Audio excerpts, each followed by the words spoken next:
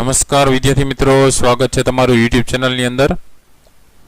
ધોરણ 9ની અંદર ગુજરાતી વિષયમાં પાંચમું કાવ્ય આવે છે ગુર્જરીના ગૃહકુંજે, જે કાવ્યનો પ્રકાર છે ગીત, અને આ કાવ્ય કવિ આપેલું છે સુંદરમે। હવે અલગ અલગ આવા સ્વાધ્યાય પોથીના લગતા જે કંઈ પ્રશ્ન જવાબ છે એ ચેનલમાં ઘણા બધા મુકાઈ ગયા છે। એ ન જોયા હોય તો તમે ઉપર ચેનલમાં વિડીયો સેક્શનની બાજુમાં પ્લેલિસ્ટ છે, પ્લેલિસ્ટમાં જજો। ત્યાં નીચે તમને સ્ટાન્ડર્ડ 9નું સ્વાધ્યાય પોથીનું પ્લેલિસ્ટ જોવા મળશે, જેની અંદર બીજા આવા ઘણા બધા વિડીયોઝ મુકાઈ ગયા છે। એ ન જોયેલો તો એ પણ તમે જોઈ લેજો, આવનારી પરીક્ષા માટે એ પણ તમને ઉપયોગી થશે। અને આવા અલગ અલગ પ્રશ્ન જવાબ છે એ ચેનલમાં તમને ઉપયોગી થાય એના માટેના જુદા જુદા પ્લેલિસ્ટ છે। સ્ટાન્ડર્ડ 9ના જેમ કે મેથ્સના હોય, સાયન્સના હોય, સોશિયલ સાયન્સના હોય, એમાં પણ ઘણા બધા સ્વાધ્યાયને લગતા મોસ્ટ આઈએમપી હેતુલક્ષી પ્રશ્નોત્તર પણ મુકાઈ ગયા છે। તો એ ધોરણ 9ના અલગ અલગ પ્લેલિસ્ટ છે જુદા જુદા વિષયના, એ પણ જોઈ લેજો ન જોયા હોય તો। અને નવા વિદ્યાર્થી મિત્રો ખાસ ચેનલને સબસ્ક્રાઈબ કરી લેજો, જેથી કરીને આવા જેટલા વિડીયોઝ મુકાયની સૌપ્રથમ નોટિફિકેશન આવી જાય કે કયો વિડીયો મુકાયેલો છે, તાત્કાલિક ત્યાંથી જોઈ શકો। હવે અલગ અલગ પ્રશ્નોત્તર છે એની આપણે ચર્ચા કરીએ, જેમાં પહેલો પ્રશ્ન છે નીચેના પ્રશ્નોના સવિસ્તાર ઉત્તર લખો। પેલું છે ગુર્જરીના ગૃહકુંજે કાવ્યને આધારે ગુજરાતનું ગૌરવ દર્શાવતા મુદ્દા લખો। તેનો જવાબ આવશે કે કાવ્યની પ્રથમ પંક્તિ ગુર્જરીના ગૃહકુંજે અમારું જીવન ગુંજે ગુંજે થી ગુજરાતના ગૌરવની ગાથા શરૂ થાય છે। કવિની જન્મભૂમિ ગુજરાત છે। કવિએ ગુજરાતને સ્વર્ગથી પણ ચઢિયાતું કહ્યું છે। ગુજરાતનું સૃષ્ટિ સૌંદર્ય ખરેખર મનભાવન છે। શિયાળામાં સળગતા તાપણા ઠંડીમાં ઉષ્મા આપે છે। વસંત ઋતુમાં કોકિલના ટહુકાથી સૃષ્ટિ ગાજી ઉઠે છે। અષાઢ મહિનામાં વાદળોની ગાજવીજ સંભળાય છે। કુદરતે ગુજરાતને ખેતરો, ડુંગરો, કોતરો અને નદીઓથી શણગાર્યું છે। કુદરત જાણે પાનેતરમાં શોભી રહી છે। ગુજરાત અર્થાત વતનની માયાનો મમતાળુ સ્પર્શ જ માનવીને જીવન જીવવાનો સહિયારો આપે છે। આ છે ગૌરવવંતી ગુજરાત। ત્યાર પછી બીજો પ્રશ્ન છે ગુર્જરીના ગૃહકુંજે કાવ્યના આધારે કવિનો વતન પ્રેમ વર્ણવો।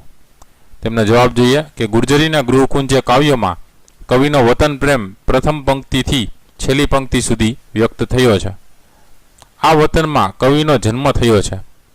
અહીં જ વરસી આ વતનમાં જ તેમણે ત્રણેય ઋતુઓનો અનુભવ કર્યો। વતનમાં ખેતરોમાં, ડુંગરોમાં, કોતરોમાં ઘૂમ્યા, નદીઓમાં નહાયા, કુદરતના પાનેતરમાં આળોટવાનો આનંદ લીધો। આ વતનને પોતાના તન, ધન અને પૌરુષરૂપી પ્રાણ સમર્પિત કર્યા। વિશ્વરૂપી વાડીને સુફલિત કરવા કવિએ નસનસથી જીવન રસ સિંચ્યો। આ વતનમાં જ આનંદ કિલ્લોલ કર્યો। અનેક સુખ દુઃખમાંથી પસાર થયા। સમગ્ર દુનિયામાં ફરવાનું સૌભાગ્ય પ્રાપ્ત થયું, પણ પોતાના વતન જેવું સુખ ક્યાંય ન મળ્યું અથવા ક્યાંય મળ્યું જ નથી। ગમે ત્યાં ગયા પણ કવિ વતનની માયાને ક્યારેય ભૂલ્યા નથી। આમ કાવ્યની દરેક પંક્તિમાં કવિનો વતન પ્રેમ છલકાય છે।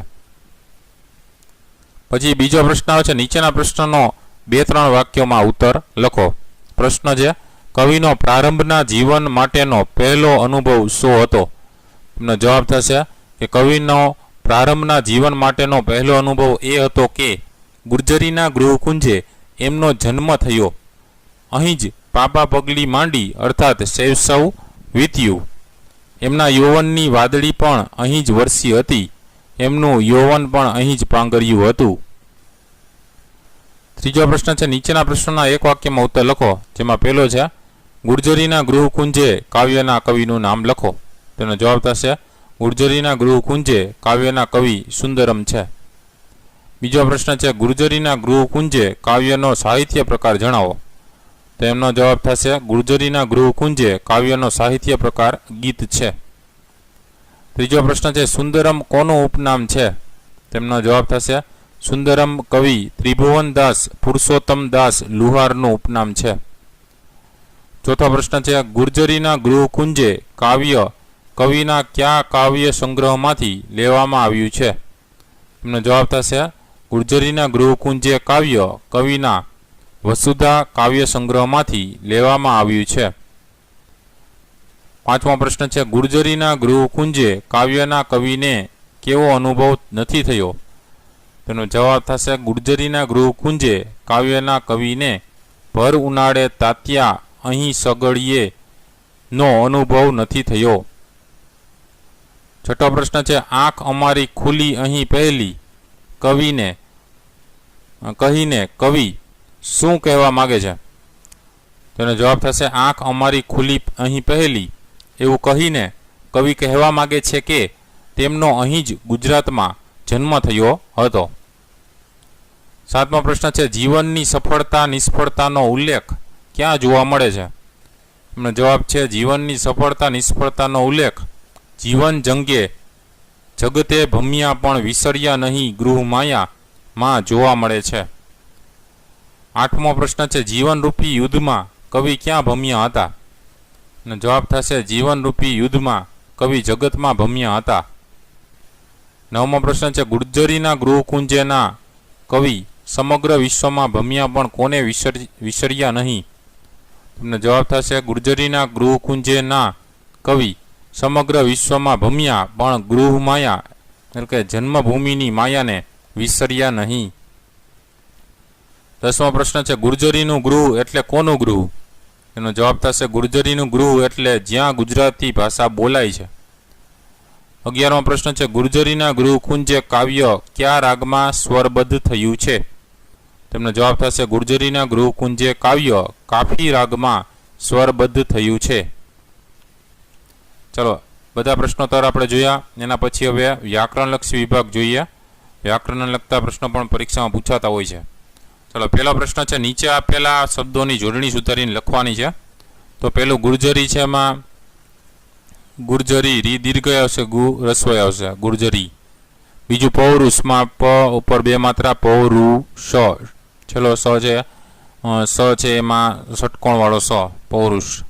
ત્રીજું વિશ્વવાડી તો વિશ્વ અને વાડી ડી દીર્ઘ આવશે મને વી રસ્વય આવશે વિશ્વવાડી.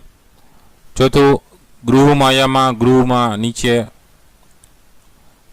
વળેલો આવશે ગૃહમાયા. બીજું છે પ્રશ્ન, નીચે આપેલા શબ્દોના ધ્વનિ છૂટા પાડવાના છે, જેમાં પહેલું છે ગુર્જરી તો ગ ખોડો વત્તા ઉ વત્તા ર ખોડો વત્તા જ ખોડો વત્તા અ વત્તા ર ખોડો વત્તા ઈ. બીજું છે પૌરુષ તો પ ખોડો વત્તા ઔ વત્તા ર ખોડો વત્તા ઉ વત્તા સ ખોડો વત્તા અ. ત્રીજું છે ગૃહમાયા તો ગ ખોડો વત્તા રૂ વત્તા હ ખોડો વત્તા અ વત્તા મ ખોડો વત્તા આ વત્તા ય ખોડો વત્તા આ. ત્રીજો પ્રશ્ન છે, નીચેના વાક્યમાં રેખાંકિત સંજ્ઞાના પ્રકાર જણાવો. જેમાં પહેલું છે પણ વિસર્યા નહીં ગૃહમાયા, તો એમાં ગૃહમાયા શું છે? તો ગૃહમાયા એ ભાવવાચક સંજ્ઞા છે. બીજું છે વિશ્વવાડીને સુફલિત કરવા નસનસથી રસ અર્પ્યા, તો વિશ્વવાડી શું છે? તો વિશ્વવાડી જાતિવાચક સંજ્ઞા છે. ચોથો પ્રશ્ન છે, નીચેના વાક્યોમાંથી વિશેષણ શોધીને પ્રકાર લખવાનો છે. જેમાં પહેલું છે ગુર્જરીના ગૃહકુંજે અમારું જીવન ગુંજે ગુંજે, તો અમારું શું છે? તો કે સાર્વનામિક વિશેષણ છે. બીજું છે પગલી ભરી અહીં પહેલી, તો પહેલી શું છે? ક્રમિક સંખ્યાવાચક વિશેષણ છે. ત્રીજું છે અહીં અમારા યૌવન કેરી વાદળીઓ વરસેલી, તો અહીં શું છે? સ્થળવાચક વિશેષણ છે. પાંચમો પ્રશ્ન છે, નીચેના શબ્દોના સાચા સમાનાર્થી શબ્દો લખો. તો પહેલું છે ગૃહ, ગૃહનું થશે સદન. પછી બીજું છે કોકિલ, કોકિલનું થાય કોયલ.